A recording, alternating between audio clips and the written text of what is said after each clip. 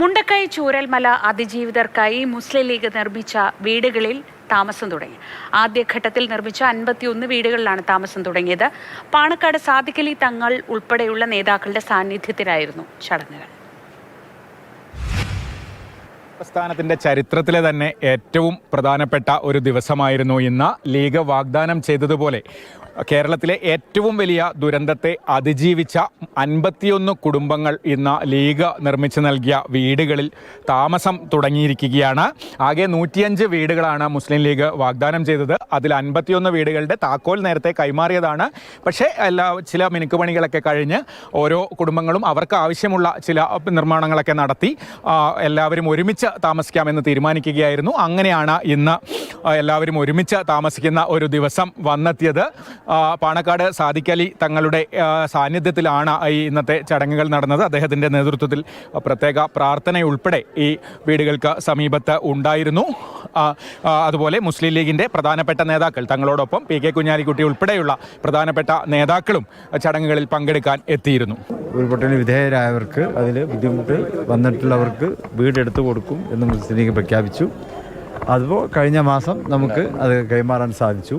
ഇന്നിപ്പോൾ അതിലെ ഇവിടുത്തെ അവകാശികൾ അവർ വീട് താമസം ഇങ്ങോട്ടേക്ക് മാറ്റുകയാണ്.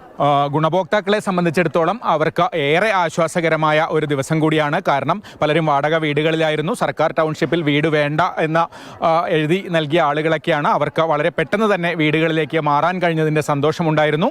എല്ലാ മതവിഭാഗങ്ങളിലും പെട്ട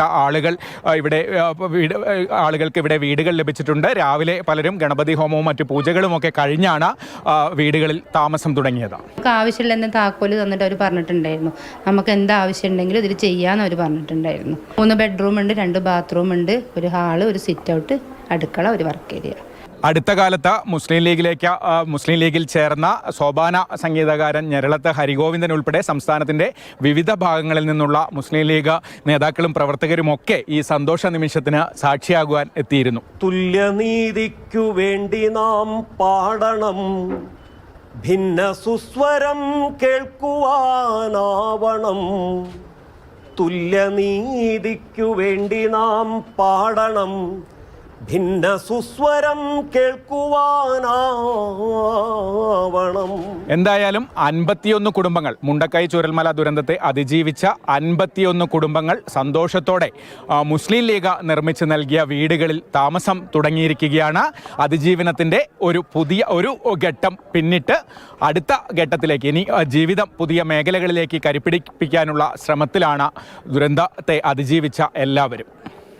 ജസ്റ്റിൻ മാത്യുവിനൊപ്പം കമൽ, മാതൃഭൂമി ന്യൂസ്, വയനാട്.